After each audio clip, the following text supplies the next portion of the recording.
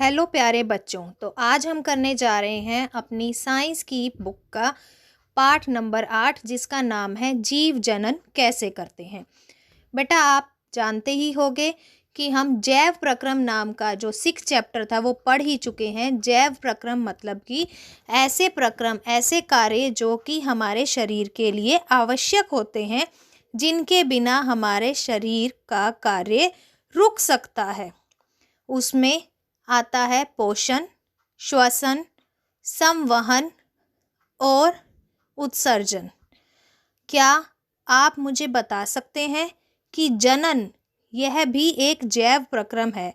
क्या यह जीवन के लिए ज़रूरी है?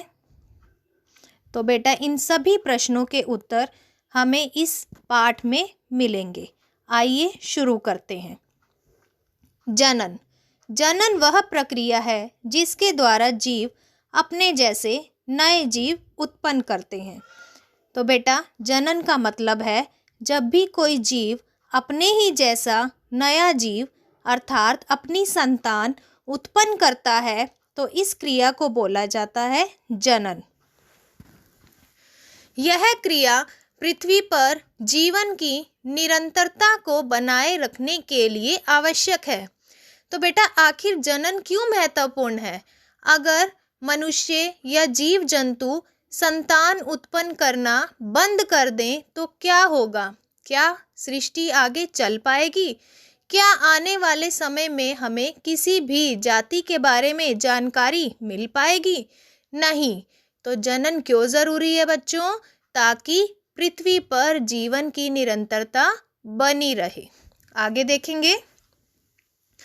कोशिका के केंद्रक में पाए जाने वाले गुणसूत्रों के डीएनए अणुओं में आनुवांशिक गुण होते हैं।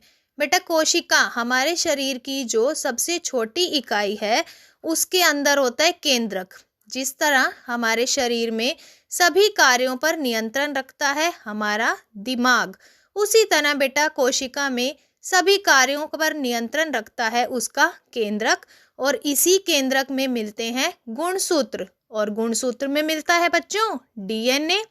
डीएनए का पूरा नाम होता है डीऑक्सी राइबो न्यूक्लियक अम्ल और ये आनुवांशिक गुणों को कैरी करता है। इसका मतलब माता पिता से आने वाली संतान में कौन कौन से गुण परिलक्षित होंगे, कौन से गुण बच्चे के अंदर माता से आएंगे, कौन से गुण बच्चे के अंदर पिता से आएंगे, ये सब कौन डिसाइड करेगा? गुणसूत्र। आगे देखेंगे। डीएनए प्रतिकृति बनाता है तथा नई कोशिकाएं बनाता है और इससे कोशिकाओं में विभिन्नता उत्पन्न होती है। ये नई कोशिकाएं एक समान हैं परंतु समरूप नहीं।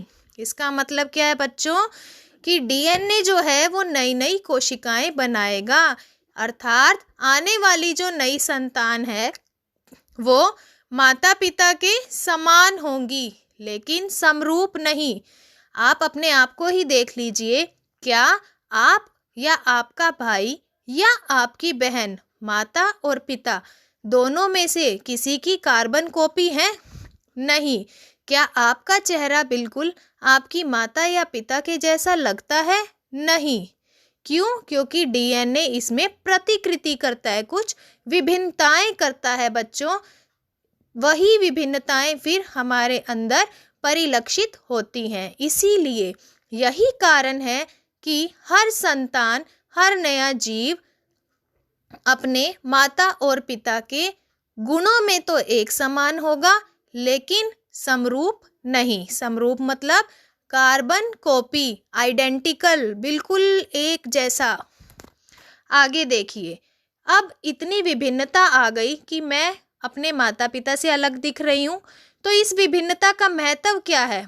क्या होता अगर हमारी पृथ्वी पर सभी आने वाली नई संतानें बिल्कुल अपने माता पिता की कार्बन कॉपी होती तो क्या हमें नई जाति के बारे में पता चल पाता? नहीं। क्या वैज्ञानिक अच्छे से अध्ययन कर पाते? नहीं। क्या हम किसी को पहचान पाते? नहीं। तो आखिर इस विभिन्नता का, इस बदलाव का महत्व क्या है? आइए पढ़ते हैं। लंबे समय तक प्रजाति की उत्तरजीविता बनाए रखने में उपयोगी। तो बेटा जब तक बदलाव नहीं होंगे हम किसी को पहचान नहीं पाएंगे। लंबे समय तक अगर कोई जाति चलना चाहती है तो वो विभिन्नता से ही संभव है। जैव विकास का आधार और जीवों का विकास भी तभी होगा जब उनमें विभिन्नता होंगी। आगे देखेंगे अब हम प्रजनन के प्रकार। बेटा ये जनन जो है दो प्रकार का होता है, अलैंगिक जनन और लैंगिक जनन। तो अलैंगिक क्या होता है और लैंगिक क्या होता है, आइए इनके अंतर को समझते हैं। अलैंगिक जनन एकल जीव नए जीव उत्पन्न करता है और लैंगिक में दो जीव मिलकर एक नया जीव उत्पन्न करते हैं।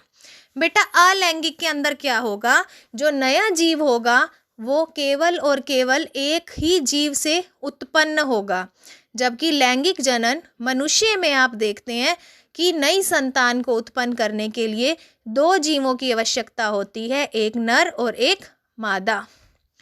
अलैंगिक में कोई भी युग्मक नहीं बनता, जबकि बेटा लैंगिक के अंदर नर से बनेगा नर युग्मक, मादा से बनेगा मादा युग्मक। अलैंगिक में नया जीव बिल्कुल समरूप होता है। बेटा अलैंगिक जनन में जो नई संतान आएगी वो बिल्कुल कार्बन कॉपी होगी, बिल्कुल समरूप, जबकि लैंगिक जनन में जो नया जीव आता है वो अपने माता पिता का समरूप नहीं होता। अलैंगिक बहुत ही उपयोगी है और लैंगिक यह भी बहुत उपयोगी है। अलैंगिक निम्न वर्ग के जीवों में, छोटे जीवों में पाया जाता है बेटा, जबकि लैंगिक जनन उच्च वर्ग के जीवों में, जीव जंतुओं में, मनुष्यों में पाया जाता है। तो मुझे लगता है ये अंतर पढ़ के आपको समझ आ ही गया होगा कि अलैंगिक और लैंगिक में क्या अंतर है और कौन ज़्यादा महत्वपूर्ण है जीव के विकास के लिए। आइए पहले अलैंगिक जनन की विधियां पढ़ते हैं।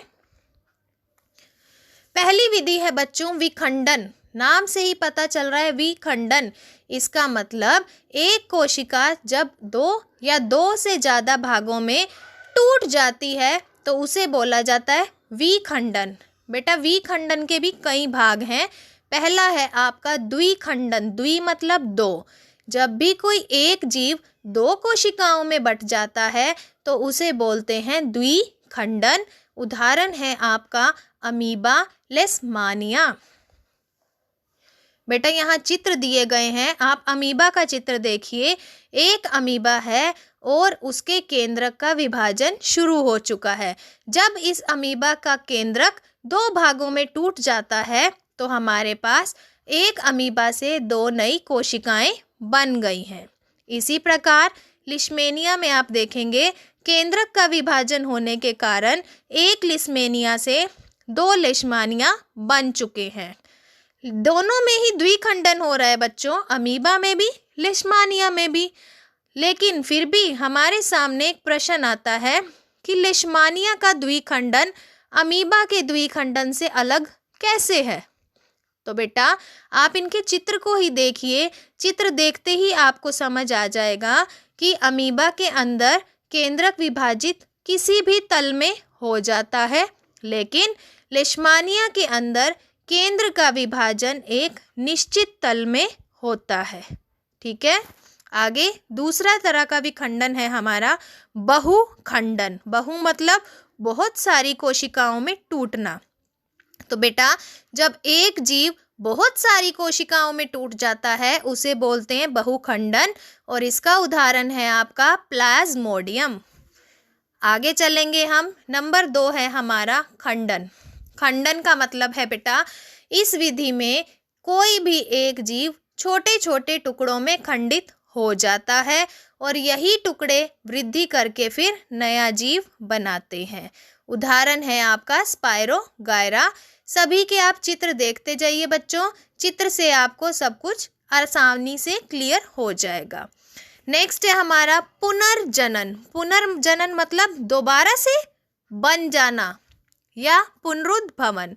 इस प्रक्रम में बेटा अगर कोई जीव एक्सीडेंटली मतलब किसी भी कारण से टुकड़ों में टूट जाता है तो उसका प्रत्येक टुकड़ा एक नए जीव में बदल जाता है। आपको उदाहरण दिखाई दे रहे हैं बच्चों, क्या क्या उदाहरण है यहाँ पर? प्लेनेरिया और हाइड्रा। इसे रीजेनरेशन भी कहते हैं। री मतलब दोबारा से, जनरेट मतलब बनना, कि कोई भी एक जीव टूटने के बाद, कटने के बाद वापिस से बन जाता है। आगे है हमारा मुकुलन। मुकुल का मतलब होता है बेटा उभार या गांठ। तो मुकुलन है कि जब जीव के शरीर पर, आप देखिए इस चित्र में हाइड्रा के शरीर पर एक उभार मुकुल आ गया है। ये मुकुल धीरे धीरे वृद्धि करना शुरू करेगा और जब ये मुकुल बेटा पूरी तरह से विकसित हो जाएगा तो ये हाइड्रा के शरीर से अलग हो जाएगा और इस तरह से हमारे पास एक हाइड्रा से दूसरा नया हाइड्रा उत्पन्न हो गया। तो इस विधि को बोला जाता है बच्चों मुकुलन। आगे चलेंगे हम बीजाणु समासंग। बेटा बीजाणु समासंग क्या है? आपने देखा होगा कभी भी हमने ब्रेड है हमारे पास, अचार है, चमड़ा है, कई ऐसी चीज़ें होती हैं जिन पर आपको कवक यानी कि फफूंदी लगी हुई दिखाई देती है। आपको वो फफूंदी केवल एक गुच्छे की तरह, जाल की तरह दिखेगी, लेकिन अगर हम उसे सूक्ष्मदर्शी में देखें तो हमें उसका अलग सा आकार दिखेगा। उसके तंतुओं के ऊपर बोल जैसी संरचनाएं दिखेंगी और ये बोल जैसी जो संरचनाएं हैं बेटा, इन्हें बोला जाता है बीजाणुधानी। तो ये सारी की सारी जैसे ही इन्हें अनुकूल परिस्थिति मिलती है वृद्धि करना शुरू कर देते हैं। आगे मोस्ट इम्पोर्टेंट है हमारा कायिक परिवर्धन। कुछ पौधों में बेटा नया पौधा अगर मुझे उगाना है तो मैं या तो जड़ का उपयोग कर लेती हूँ या तने का या पत्तियों का। तो बिना बीज के जड़ से, तने से, पत्तियों से, कलम से नया पौधा प्राप्त करना होता है बेटा कायिक परिवर्धन। क्या होता है कायिक परिवर्धन? क्या क्या है? जड़ से क्या क्या उगा सकते हैं आप? शकरकंदी, डहेलिया। तने से बेटा आलू और अदरक। पत्तियों से ब्रायोफिलम, पत्थर चट बोलते हैं इसे बेटा। मोटे मोटे पत्ते होते हैं इसके, छोटे छोटे, काफ़ी थिक, और पत्थर चट का एक पत्ता आपको लेना है और उसी पत्ते से आप ब्रायोफिलम यानी पत्थर चट का नया पौधा विकसित कर सकते हैं। उसके बाद है बेटा रोपण। रोपण से हम आम उगा सकते हैं। कर्तन, कर्तन होता है बेटा कलम से उगाना। गुलाब, आपने देखा कि आपके फ्रेंड के घर में वाइट गुलाब लगा हुआ है, आपने कहा मुझे भी सेम ऐसा ही चाहिए, तो आप क्या करेंगे? आपकी फ्रेंड अपने ही घर से गुलाब के पौधे में से एक कलम काट कर आपको दे देंगी और आप उस कलम को घर में गमले में जब रोपित करेंगे बेटा तो क्या उग जाएगा? आपके घर भी सेम गुलाब उग जाएगा। तो नया गुलाब का पौधा किससे उगा? एक कलम से। लेयरिंग बेटा चमेली, तो जो जैस्मीन है वो लेयरिंग से उगाई जाती है। आगे है बेटा उत्तक संवर्धन। इस विधि में शाखा के सिरे से कोशिकाएं ले ली जाती हैं और उन कोशिकाओं को बेटा लैब में ले जाते हैं और लैब में सारे के सारे पोषक तत्व वहाँ और हार्मोन सब कुछ सप्लाई किया जाता है जो कि पौधे को जमीन से मिलना था। वो सब कहाँ दे रहे हैं? हम उसको लैब के अंदर दे रहे हैं। तो इसमें क्या होता है, छोटे छोटे पौधे जब उग जाते हैं फिर उन्हें नर्सरी में ले जाकर रोपित कर दिया जाता है। इसे बोलते हैं उत्तक संवर्धन। मतलब लैब के अंदर ऐसे सजावटी पौधे जिनका शुरू से ही खेत में उगाया जाना संभव नहीं होता, लैब में उनकी पौध तैयार की जाती है, फिर उस पौध को खेतों में रोपित कर दिया जाता है।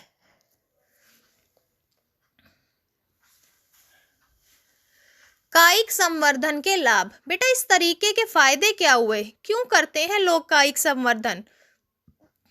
बीज उत्पन्न ना करने वाले पौधे जैसे केला, गुलाब। तो बेटा जो ऐसे पौधे हैं जिनमें बीज नहीं होते उन्हें उगाने के लिए ये तरीका बहुत अच्छा है।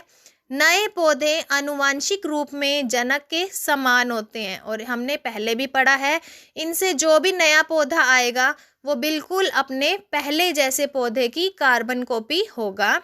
बीज रहित फल उगाने में मदद मिलती है। बेटा ये ऐसा तरीका है जिससे उगने वाले पौधों में कोई बीज नहीं होता। बीज के बिना जो पौधे होते हैं, जो फल होते हैं, वो बड़ी जल्दी से उगाए जा सकते हैं। पौधे उगाने का सस्ता और आसान तरीका है। समझ आ गया होगा सभी को। यहाँ पर हमारा अलैंगिक जनन समाप्त होता है बच्चों। आगे देखेंगे लैंगिक जनन। बेटा लैंगिक जनन नर और मादा के मिलने से होता है, और जब नर युग्मक और मादा युग्मक मिलते हैं तो उसे निषेचन बोला जाता है। पुष्पी पौधों में लैंगिक जनन। चाइना रोज यानी गुड़हल का फूल तो बेटा सभी ने देखा ही होगा। फूल को जब हम देखते हैं तो फूल दो प्रकार के होते हैं। एक होता है बेटा उभयलिंगी, एक होता है एकलिंगी। उभयलिंगी मतलब जब एक ही पुष्प के अंदर स्त्री केसर और पुंकेसर दोनों होते हैं, जैसे सरसों, गुड़हल। एक लिंगी पुष्प बेटा जब पुष्प के अंदर या स्त्री केसर होगा फीमेल पार्ट, या पुंकेसर होगा मेल पार्ट, यानी दोनों में से केवल एक ही भाग उपस्थित होता है, जैसे कि पपीता, तरबूज। आइए पुष्प की रचना देखते हैं। बेटा ये आपको पुष्प दिखाई दे रहा है। सबसे नीचे ग्रीन कलर का भाग, जहाँ से जब आपने शुरू में पुष्प को देखा होगा, जब वो कली के रूप में होता है तो हरे रंग की पत्तियां उसको सुरक्षा दे रही होती हैं। बेटा वो हरे रंग की पत्तियां क्या है? बाह्य दल। जैसे ही पुष्प खिलता है उसमें से रंग बिरंगी कुछ चीज़ें बाहर निकलती हैं जो तितलियों को, भंवरों को अपनी तरफ आकर्षित करती हैं। वो होती हैं बेटा पंखुड़ियाँ। उसके बाद आप बिल्कुल सेंटर में देखिए फूल के, आपको ये जो पीला वाला भाग दिखाई दे रहा है, जिसके 3 हिस्से करिए। सबसे ऊपर जो चिपचिपा भाग है वर्तिकाग्र, जो नली का आकार का भाग है वर्तिका। सबसे नीचे जो गोल भाग है बेटा वो है अंडाशय या बीजांड, जिसके अंदर बीज बनेगा, बीज उपस्थित होता है, मादा भाग उपस्थित होता है। ऊपर देखेंगे बेटा जो बहुत ही ज़्यादा मात्रा में है वो है हमारा नर भाग, जिसे बोलते हैं पुंकेसर। और पुंकेसर 2 भागों में बटा हुआ है। ऊपर है बेटा पराग कोश, जिसके अंदर पराग कण पड़े होते हैं। नीचे है बच्चों तंतु, जो कि पराग कणों को लेकर जाता है। आखिर बीज बनता कैसे है? बेटा जैसे ही पराग कोश से पराग कण निकलेंगे, अब ये पराग कण पुष्प के अंदर कौन पहुंचाएगा? पुष्प में पुंकेसर यानी नर भाग से परागकण निकले, लेकिन उसको स्त्री केसर फीमेल पार्ट तक लेकर कौन जाएगा? तो उसके कुछ एजेंट्स होते हैं बेटा। पहला है हवा, तेज हवा से उड़कर जा सकते हैं ये। पानी, बारिश हो जाए तो बहकर जा सकते हैं ये। या जंतु भी इन परागकणों को पुंकेसर से स्त्री केसर तक लेकर जा सकते हैं। बेटा अगर ये परागकण एक ही फूल में पुंकेसर से स्त्री केसर पर आ जाए तो इसे बोलते हैं स्वपरागन। और अगर एक फूल के परागकण दूसरे फूल के स्त्री केसर पर आते हैं तो उसे बोलते हैं परपरागन। तो आपको ये क्लियर होना चाहिए, स्वपरागन मतलब सेम फूल के अंदर ही इनका ट्रांसफर हो रहा है, और परपरागन यानी क्रॉस पॉलिनेशन, एक फूल के परागकण दूसरे फूल में ट्रांसफर हो रहे हैं तो उसे बोलते हैं परपरागन। जैसे ही बेटा परागकण फीमेल पार्ट वर्तिकाग्र पर आएंगे तो ये क्या होंगे? एक नली विकसित हो जाएगी। नीचे डायग्राम में आपको दिख रहा होगा, परागकण जैसे ही यहाँ पर आकर चिपक गए तो पराग नली बन गई सेंटर में, और ये जो पराग नली है बेटा ये नीचे तक जाएगी अंडाशय तक। जब अंडाशय के अंदर ये नलिका नर युग्मक को ले जाती है तो वहाँ पर युग्मनज बनता है, और यही युग्मनज बाद में बनता है भ्रूण, और इसी भ्रूण से बेटा बाद में क्या बन जाता है? बीज। और ये जो अंडाशय है बच्चे, अंडाशय बन जाएगा हमारा फल, और बीच में आ जाएगा बीज। इसका मतलब जो आम आप खाते हैं, आम की जो गुठली है वो बीज है, और जो आम का गुदा है वो क्या है? अंडाशय। क्लियर है? डायग्राम आप अच्छे से देख सकते हैं। अब आ गए बेटा पुष्प के बाद मानव में जनन। मनुष्य के अंदर बच्चों लैंगिक जनन होता है, मतलब नए जीव की, नई संतान की उत्पत्ति के लिए एक नर की आवश्यकता होगी और एक मादा की। बेटा नर में शुक्राणु बनते हैं और मादा में अंडाणु बनते हैं, और ये जब शुक्राणु और अंडाणु बनने शुरू हो जाते हैं तो इस काल को बोला जाता है यौवना आरंभ या किशोरावस्था। बेटा किशोरावस्था में लड़के और लड़कियों में जब वो 9 साल की उम्र में प्रवेश करते हैं, 9 से लेकर के 14 साल तक की उम्र में जो परिवर्तन आते हैं वो क्या क्या होते हैं, आप ध्यान से सुनिए। किशोरों में एक समान, बेटा चाहे वो बॉय है चाहे गर्ल है, सभी के काख और जननांग के पास गहरे बाल उगने शुरू हो जाएंगे। बच्चों हमारे ऑयल ग्लैंड्स, तेलीय जो ग्रंथियां होती हैं वो एक्टिव हो जाती हैं, जिससे कि हमारे शरीर पर हमेशा आप फेस को टच करेंगे तो ऑयली फील होगा, चिकना फील होगा, और कई बार हमारे त्वचा पर मुहासे, पिंपल्स भी निकलने शुरू हो जाते हैं इस अडोलसेंस या इस किशोरावस्था में। लड़कियों में स्तन के आकार में वृद्धि होने लगती है। बेटा जो गर्ल्स होती हैं उनकी ब्रेस्ट बढ़ने लगती है, रजोधर्म होने लगता है और उन्हें मंथली पीरियड्स आने शुरू हो जाते हैं। लड़कों में चेहरे पर दाढ़ी मूछ निकलना, बेटा लड़कों में देखा होगा आपने, उनके फेस पर दाढ़ी और मूछ निकलना शुरू हो जाता है। आवाज़ का फटना और उनका वॉइस बॉक्स बड़ा होने के कारण उनकी आवाज़ भी फटनी शुरू हो जाती है।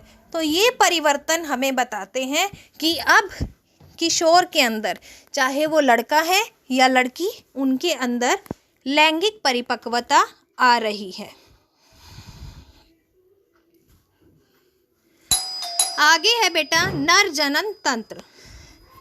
नर जनन तंत्र का फर्स्ट पार्ट है हमारा वृषण। ये वृषण जो है उदर गुहा के बाहर होते हैं, मतलब पेट से नीचे। इसका तापमान कम होता है, तो आपसे ये पूछ सकते हैं कि वृषण कोश जो है ये नीचे क्यों होता है? क्योंकि यहाँ बनते हैं शुक्राणु, और शुक्राणु बनने के लिए हमें कम तापमान चाहिए, जो कि शरीर के तापमान पर नहीं हो सकता। तो यहाँ पर हम उत्तर देंगे कि वृषण कोश पेट से नीचे क्यों होता है, उदर गुहा के बाहर क्यों होता है, ताकि शुक्राणुओं को शरीर के तापमान से कम तापमान मिल सके। बेटा शुक्राणु यहीं पर बनते हैं और टेस्टोस्टेरोन नाम का हार्मोन भी यहीं पर विकसित होता है। आखिर ये हार्मोन क्या काम करता है? नंबर 1, ये हार्मोन लड़कों में शुक्राणु के उत्पादन पर नियंत्रण करता है। नंबर 2, उनके शरीर में होने वाले परिवर्तन को भी नियंत्रित करता है, जैसे कि दाढ़ी मूछ का आना, शरीर पर बालों का उगना, त्वचा पर मुहासों का होना, आवाज़ का फटना, ये सारी चीज़ें भी टेस्टोस्टेरोन हार्मोन ही देखता है। आगे है बेटा दूसरा भाग, शुक्रवाहिनी। शुक्रवाहिनी क्या करती हैं? जो शुक्राणु वृषण में बन जाएंगे उन शुक्राणुओं को ये वृषण से लेकर शिश्न तक पहुंचाती हैं। तीसरा है आपका मूत्र मार्ग। यह मूत्र और वीर्य दोनों को बाहर भेजने का रास्ता है। लास्ट है हमारा संबंधित ग्रंथियाँ। बेटा मनुष्य के जनन तंत्र में शुक्राशय ग्रंथि और प्रोस्टेट ग्रंथि 2 ग्रंथियां होती हैं। ये ग्रंथियां क्या काम करेंगी? ये लिक्विड मीडियम छोड़ेंगी, और ये लिक्विड क्या करता है बेटा? शुक्राणुओं को पोषण प्रदान करता है ताकि शुक्राणु आसानी से गति कर सकें। यह आपको चित्र दिखाई दे रहा है। इस चित्र में आपको वृषण कोश, शुक्रवाहिनी, शुक्राशय, प्रोस्टेट ग्रंथि, मूत्राशय और शिश्न सभी दिखाए गए हैं, और मैंने सभी के कार्य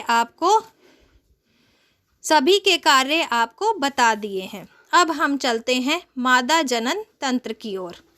मादा जनन तंत्र यानी फीमेल रिप्रोडक्टिव सिस्टम। तो अब हम फीमेल रिप्रोडक्टिव सिस्टम की बात कर रहे हैं। फर्स्ट है हमारा यहाँ पर अंडाशय। अंडाशय में आ जाता है मादा युग्मक और अंड कोशिका का निर्माण अंडाशय में ही होगा। बेटा जैसे ही लड़की पैदा होती है, लड़की के जन्म के समय ही अंडाशय में हजारों अंडे उत्पन्न हो जाते हैं। नंबर 2, यौवनारंभ पर इनमें से कुछ अंडे परिपक्व होने शुरू होते हैं और जैसे ही लड़की किशोरावस्था में कदम रखती है, ये जो अंडे हैं अंडाशय में, ये परिपक्व मैच्योर होना शुरू हो जाते हैं।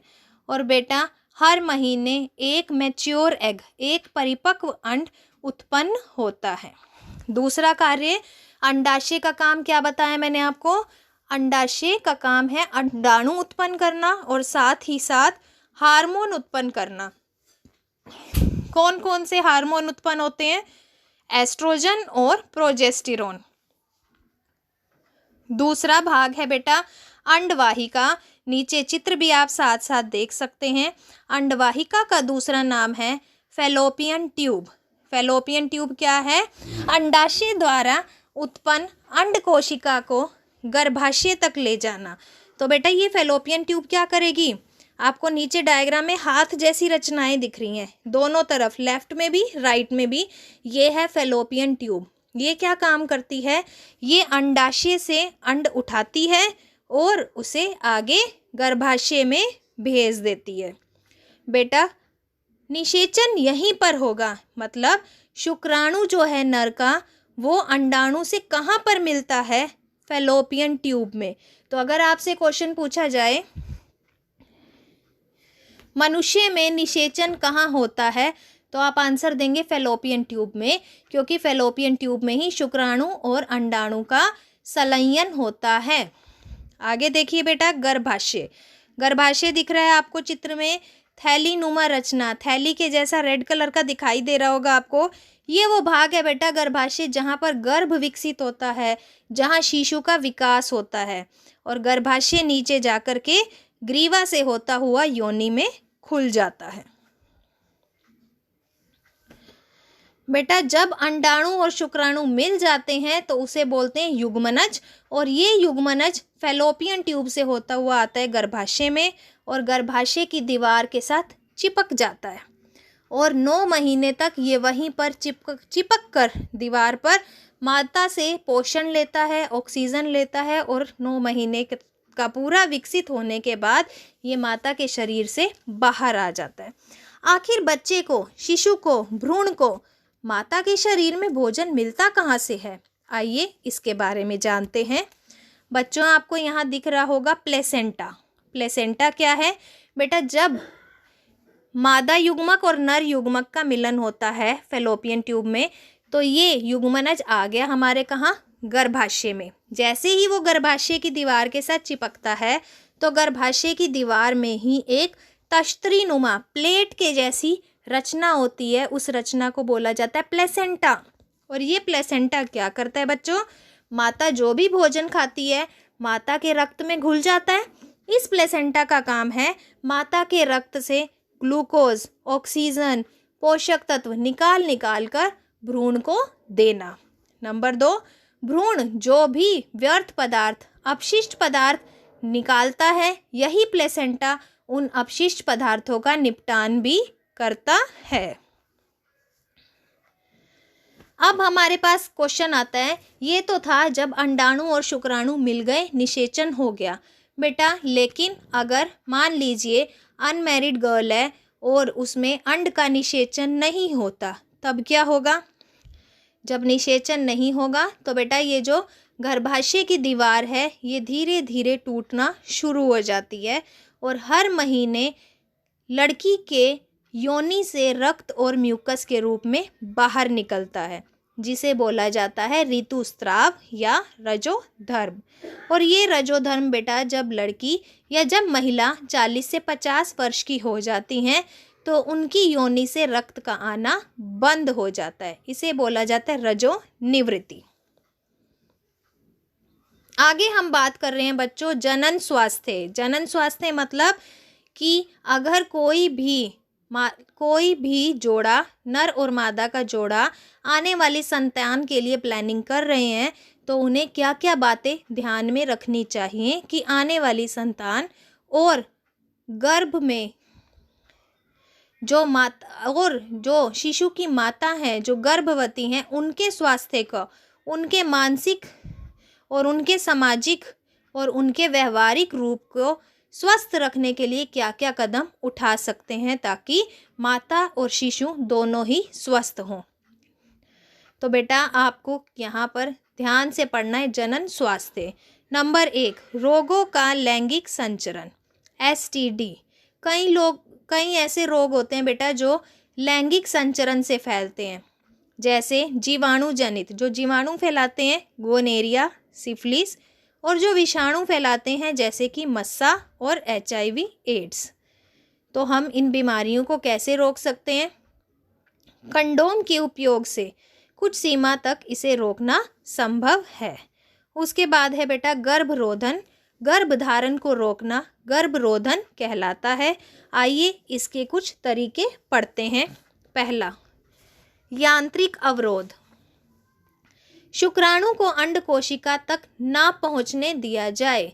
अगर हमें गर्भ नहीं चाहिए, अगर कोई हस्बैंड और वाइफ नहीं प्लानिंग कर रहे फैमिली की, तो उसके लिए वो यांत्रिक अवरोध का यूज़ कर सकते हैं, जैसे शिश्न को ढकने वाला कंडोम, योनि में रखे जाने वाला सर्वाइकल कैप। दूसरा है बेटा रासायनिक तकनीक। रासायनिक तकनीक क्या होती है?